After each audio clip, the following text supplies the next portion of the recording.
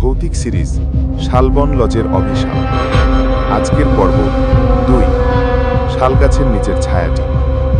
পরের দিন সকালে অনেক হাতে ক্যামেরা নিয়ে লজের দিকে যায়। জায়গাটা দেখে মনে হয় যেন বহু বছর কেউ এখানে আসেনি। দেয়াল ভাঙা, শ্যাওলায় ঢাকা, আর ভেতর থেকে ভেসে আসে ঠান্ডা বাতাস, যেন কেউ শ্বাস নিচ্ছে। হঠাৎ ক্যামেরার লেন্সে অদ্ভুত কিছু ধরা পড়ে। একটি কালো ছায়া শালগাছের নিচে দাঁড়িয়ে আছে, মানুষের মতো, কিন্তু পুরো শরীরটা অস্বাভাবিক লম্বা। অনেক ভয় পেলেও এগিয়ে যায়, কিন্তু পৌঁছাতেই ছায়াটা ধীরে ধীরে গলে গিয়ে মাটির সাথে মিশে যায়। তার ঠিক পাশেই মাটিতে পড়ে থাকা একটি স্কুল ব্যাগ। ব্যাগের ট্যাগে লেখা রাহাত, ক্লাস 8। অনিকের বুক কেঁপে ওঠে। সে ধীরে ধীরে লজের দরজা ঠেলে ভেতরে ঢোকে। দরজা বন্ধ হওয়ার পর লক্ষ্য করে দরজাটা আপনা থেকেই বন্ধ হয়েছে। হঠাৎ দেয়ালের উপর খড়খড় শব্দে লেখা ভেসে ওঠে, ফিরে যাও, রাত নামার আগে চলে যাও। কিন্তু অনিক তখনও জানে না এই সতর্কবার্তা তার জন্য নয়, বরং তাকে লজের ভিতরে টেনে রাখার জন্যই এটা লেখা।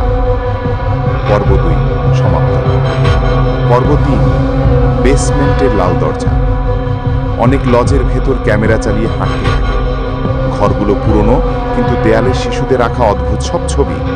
মানুষ নয়, ছায়ার মতো কিছু। এক সময় সে বেসমেন্টের সিঁড়ি খুঁজে পায়। সিঁড়ির নিচে একটি পুরনো লাল দরজা। দরজার নিচ দিয়ে কালো ধোঁয়া বেরোচ্ছে, আর ধোঁয়ার ভেতর ভেসে ওঠে একটি কিশোরের কাঁপা কণ্ঠ, আমাকে বের করো, তারা আসছে, তারা জেগে উঠবে।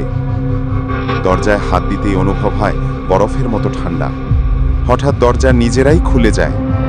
ভেতরে অন্ধকার, কিন্তু অন্ধকারের মাঝখানে দুটো চোখ জ্বলছে, মানুষের নয়। ঠিক তখনই লজ থরথর করে কাঁপতে থাকে। চিৎকার, কান্না, ফিসফিস, হাজার মানুষের কণ্ঠ যেন একসাথে। অনেক দৌড়ে সিঁড়ি বেয়ে উপরে যায়, কিন্তু সিঁড়ির মুখে দাঁড়িয়ে থাকে সেই লম্বা ছায়াটা। ছায়াটা ধীরে ধীরে কাছে আসে। তার মাথা মানুষের মতো নয়, লম্বা, চ্যাপ্টা আর বিকৃত।